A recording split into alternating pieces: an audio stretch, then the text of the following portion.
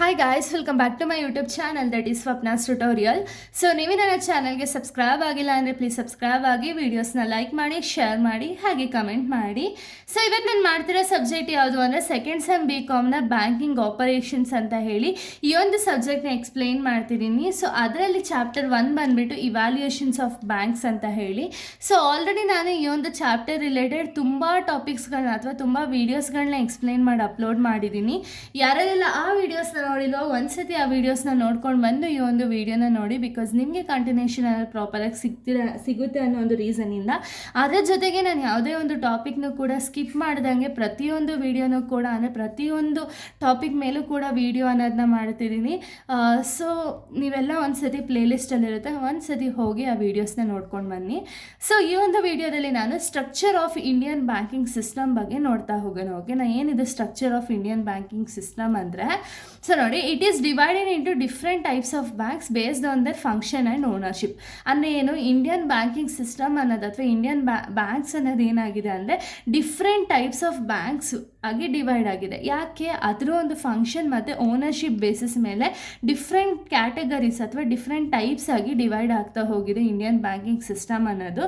So ನೋಡಿ, ಇಲ್ಲಿದೆ ಸ್ವಲ್ಪ ಟೈಪ್ಸ್. ಓಕೆನಾ, ಫಸ್ಟ್ ಒನ್ ಬಂದುಬಿಟ್ಟು ಸೆಂಟ್ರಲ್ ಬ್ಯಾಂಕ್. ಸೆಂಟ್ರಲ್ ಬ್ಯಾಂಕ್ ಅಂದರೆ ಏನು, RBI. ಓಕೆನಾ, RBI ಅವ್ರು ಏನು ಮಾಡ್ತಾರೆ ಅಂದರೆ control and regulates all the banks in India. So ಇವ್ರು ಏನು ಮಾಡ್ತಾರೆ, ಆರ್ ಬಿ ಐ ಏನು ಮಾಡ್ತಾರೆ ಅಂದರೆ ಪ್ರತಿಯೊಂದು ಬ್ಯಾಂಕ್ ಏನಿದೆಯಲ್ಲ ಇಂಡಿಯಾದಲ್ಲಿ, ಆ ಇಂಡಿಯಾದಲ್ಲಿರುವಂಥ ಎಲ್ಲ ಬ್ಯಾಂಕ್ಸ್ನೂ ಕೂಡ ಕಂಟ್ರೋಲ್ ಮತ್ತು ರೆಗ್ಯುಲೇಟ್ ಅನ್ನೋದನ್ನ ಮಾಡ್ತಾ ಹೋಗ್ತಾರೆ. ಓಕೆನಾ, ಸೊ RBI ಆ್ಯಕ್ಟ್ ಬಂದುಬಿಟ್ಟು 1935 ಅಂಡರಲ್ಲಿ ಕಂಟ್ರೋಲ್ ಅನ್ನೋದನ್ನ ಮಾಡ್ತಾ ಹೋಗ್ತಾರೆ. ಇದು ಬಂದುಬಿಟ್ಟು ನಮ್ಮ ಒಂದು ಸೆಂಟ್ರಲ್ ಬ್ಯಾಂಕ್ ಅಂತ ಹೇಳಿ ಕರಿತೀವಿ. ಓಕೆನಾ, ಇನ್ನು ನೆಕ್ಸ್ಟ್ ಬಂದುಬಿಟ್ಟು ಕಮರ್ಷಿಯಲ್ ಬ್ಯಾಂಕ್. ಕಮರ್ಷಿಯಲ್ ಬ್ಯಾಂಕ್ಸ್ ಅಂದರೆ ಏನು, these banks accept the deposit and provide loans. Commercial banks ಅವ್ರು ಏನು ಮಾಡ್ತಾರೆ ಅಂದರೆ, ಇವ್ರು ಏನು ಮಾಡ್ತಾರೆ ಅಂದರೆ ಡೆಪಾಸಿಟ್ನ ಅಕ್ಸೆಪ್ಟ್ ಮಾಡ್ತಾರೆ ಪಬ್ಲಿಕ್ಕಿಂದ ಅಥವಾ ಒಂದು ಅಕೌಂಟ್ ಹೋಲ್ಡರ್ಸಿಂದ ಒಂದು ಡೆಪಾಸಿಟ್ನ ಅಕ್ಸೆಪ್ಟ್ ಮಾಡ್ತಾರೆ. ಆ ಡೆಪಾಸಿಟ್ನ ಲೋನ್ಸ್ ಆಗಿ ಇನ್ನೊಬ್ರಿಗೆ ಪ್ರೊವೈಡ್ ಮಾಡ್ತಾ ಹೋಗ್ತಾರೆ. ಓಕೆನಾ, ಸೊ ಟೈಪ್ಸ್ ಆಫ್ ಕಮರ್ಷಿಯಲ್ ಬ್ಯಾಂಕ್ಸ್ನ ನೋಡೋದಾದರೆ public bank, private bank, foreign bank,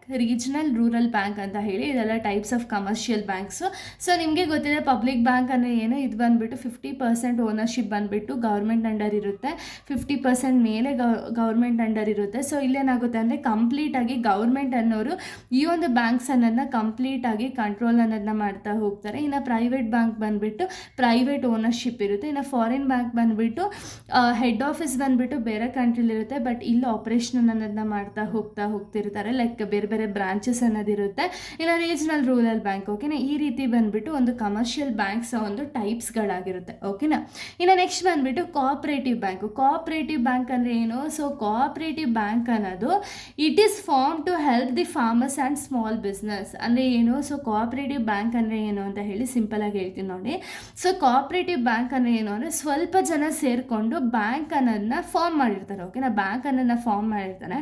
ಅಂದರೆ ನಾರ್ಮಲ್ ಬ್ಯಾಂಕಿಂಗಲ್ಲಿ ಏನು ಆಪ್ರೇಷನ್ಸ್ ಆಗ್ತಿರುತ್ತೋ ಅದು ಆಗ್ತಾನೆ ಇರುತ್ತೆ. ಆದರೆ ಏನು ಅಂದರೆ ಇದು ಸ್ವಲ್ಪ ಜನದ ಅಂಡರ್, ಅಂದರೆ ಇದೇನು ಜಾಸ್ತಿ ಜನ ಏನು ಕಂಪ್ಲೀಟಾಗಿ ಇದು ಸ್ಟಾರ್ಟ್ ಮಾಡಲ್ಲ. ಯಾರ್ಯಾರ ಹತ್ರ ಅಮೌಂಟ್ ಇರುತ್ತಲ್ಲ ಅವರು ಸ್ಟಾರ್ಟ್ ಮಾಡ್ತಾರೆ. ಯಾಕೆ ಅಂದರೆ ಅವ್ರ ಕಮ್ಯುನಿಟಿ ಅಥವಾ ಅವರ ಒಂದು ಬ್ಯಾಂಕ್ಸಲ್ಲಿ ಲೆಸ್ ಅಮೌಂಟ್ ಇಂಟ್ರೆಸ್ಟಲ್ಲಿ ಬೇರೆಯವ್ರಿಗೆ ಲೋನ್ಸ್ ಅನ್ನೋದನ್ನ ಪ್ರೊವೈಡ್ ಮಾಡ್ತಾರೆ. ಎಲ್ಲರಿಗೂ ಕೂಡ ಹೆಲ್ಪ್ ಆಗಲಿ, ಫಾರ್ಮರ್ಸ್ಗಾಗಿರ್ಬೋದು, ಸ್ಮಾಲ್ ಬಿಸ್ನೆಸ್ಗಾಗಿರ್ಬೋದು, ಎಲ್ಲರಿಗೂ ಕೂಡ ಹೆಲ್ಪ್ ಆಗಲಿ ಅಂತ ಹೇಳಿ ಈ ಒಂದು ಬ್ಯಾಂಕ್ಸ್ ಅನ್ನೋದನ್ನ ಫಾರ್ಮ್ ಮಾಡ್ತಾರೆ. ಓಕೆನಾ, ಈ ಒಂದು ಕೋಆಪರೇಟಿವ್ ಬ್ಯಾಂಕಲ್ಲಿ ಟೈಪ್ಸ್ ಇದೆ. ಯಾವುದಾದ್ರು ಅಂದರೆ state cooperative bank, district cooperative bank, primary credit society ಅಂತ ಹೇಳಿ ಕೋಆಪರೇಟಿವ್ ಬ್ಯಾಂಕ್ಸಲ್ಲಿ ಟೈಪ್ಸ್ಗಳನ್ನೋದಿದೆ. ಓಕೆನಾ, ಇನ್ನು ನೆಕ್ಸ್ಟ್ ಬಂದುಬಿಟ್ಟು ಡೆವಲಪ್ಮೆಂಟ್ ಬ್ಯಾಂಕ್ಸ್. ಡೆವಲಪ್ಮೆಂಟ್ ಬ್ಯಾಂಕ್ಸ್ ಅಂದರೆ ಏನು, provide long term finance for the development project. ಅಂದರೆ ಏನು, ನಬಾರ್ಡ್ ಆಗಿರ್ಬೋದು, ಸಿಡ್ಬಿ ಆಗಿರ್ಬೋದು. ಸೊ ಇವ್ರೇನು ಮಾಡ್ತಾರೆ ಅಂದರೆ ಒಂದು ಲಾಂಗ್ ಟರ್ಮ್ ಫಿನಾನ್ಸ್ ಅನ್ನೋದನ್ನ ಡೆವಲಪ್ಮೆಂಟ್ ಪ್ರಾಜೆಕ್ಟ್ಗಳಿಗೆ ಫಿನಾನ್ಸ್ ಅನ್ನೋದನ್ನ ಪ್ರೊವೈಡ್ ಮಾಡ್ತಾರೆ. ಲೈಕ್ ಅಗ್ರಿಕಲ್ಚರಲ್ ಡೆವಲಪ್ಮೆಂಟ್ ಆಗಿರ್ಬೋದು ಅಥವಾ ಒಂದು ಲೈಕ್ ಇಂಡಸ್ಟ್ರಿಯಲ್ ಡೆವಲಪ್ಮೆಂಟ್ ಆಗಿರ್ಬೋದು, ಸ್ಮಾಲ್ ಇಂಡಸ್ಟ್ರಿಯಲ್ ಡೆವಲಪ್ಮೆಂಟ್ಗಾಗಿರ್ಬೋದು. ಈ ಬ್ಯಾಂಕ್ಸ್ ಅಂದರೆ ನಬಾರ್ಡ್ ನಿಮಗೆ ಗೊತ್ತಿದೆ, ನ್ಯಾಷನಲ್ ಅಗ್ರಿಕಲ್ಚರಲ್ ಓಕೆನಾ, ಈ ರೀತಿ ಒಂದು ಲೈಕ್ ಲಾಂಗ್ ಟರ್ಮ್ ಪ್ರಾಜೆಕ್ಟ್ಗೋಸ್ಕರ ಈ ರೀತಿ ಒಂದು ಬ್ಯಾಂಕ್ಸನ್ನು ಇಂಟ್ರೊಡ್ಯೂಸ್ ಮಾಡ್ತಾರೆ. ನಬಾರ್ಡ್ ಆಗಿರ್ಬೋದು, ಸಿಡ್ಬಿ ಆಗಿರ್ಬೋದು, like national bank for agricultural and rural development ಆಗಿರ್ಬೋದು, small industrial development bank of India ಆಗಿರ್ಬೋದು, ಇದನ್ನೆಲ್ಲ ಎಸ್ಟಾಬ್ಲಿಷ್ ಅನ್ನೋದನ್ನ ಮಾಡ್ತಾ ಹೋಗ್ತಾರೆ. ಇನ್ನು ನೆಕ್ಸ್ಟ್ ಬಂದುಬಿಟ್ಟು ಸ್ಪೆಷಲೈಸ್ಡ್ ಬ್ಯಾಂಕ್ಸ್ ಅಂದರೆ ಯಾರು? ಸೊ ಸ್ಪೆಷಲೈಸ್ಡ್ ಬ್ಯಾಂಕ್ಸ್ ಅಂದರೆ ಏನು ಅಂದರೆ created for the special banking services ಅಂದರೆ ಏನು? ಸೊ ಇವ್ರು ಏನು ಮಾಡ್ತಾರೆ ಅಂದರೆ ಸ್ಪೆಷಲೈಸ್ಡ್ ಬ್ಯಾಂಕ್ ಬಂದುಬಿಟ್ಟು ಸ್ಪೆಷಲೈಸ್ಡ್ ಬ್ಯಾಂಕಿಂಗ್ ಸರ್ವಿಸಸ್ ಅನ್ನೋದನ್ನ ಪ್ರೊವೈಡ್ ಮಾಡ್ತಾ ಹೋಗ್ತಾರೆ. Small finance bank, payment bank, so ಇದನ್ನೆಲ್ಲ ಕೂಡ ಪ್ರೊವೈಡ್ ಮಾಡ್ತಾ ಹೋಗ್ತಾರೆ. ಎಕ್ಸಾಂಪಲ್ಸ್ನ ನೋಡೋದಾದರೆ, ಓಕೆನಾ? ಇದು ಬಂದುಬಿಟ್ಟು structure of Indian banking system ಆಗಿದೆ. ಸೊ ಈ ರೀತಿ ಲೈಕ್ ಸೆಂಟ್ರಲ್ ಬ್ಯಾಂಕ್ಸ್ ಆಗಿರ್ಬೋದು, commercial banks, cooperative banks, development bank, specialised bank, ಇದೆಲ್ಲ ಒಂದು ಬ್ಯಾಂಕ್ಸು, ಟೈಪ್ಸ್ ಆಫ್ ಬ್ಯಾಂಕ್ಸ್ಗಳು, ಓಕೆನಾ? ಸೊ ಇಲ್ಲಿಗೆ ಒಂದು ವಿಡಿಯೋ ಅನ್ನೋದು ಕಂಪ್ಲೀಟ್ ಆಗುತ್ತೆ. ಇನ್ನು ನೆಕ್ಸ್ಟ್ ವಿಡಿಯೋದಲ್ಲಿ ನಾನು ಬೇರೆ ಒಂದು ಟಾಪಿಕ್ನ ಎಕ್ಸ್ಪ್ಲೈನ್ ಮಾಡ್ತೀನಿ. So thank you guys, thanks for watching.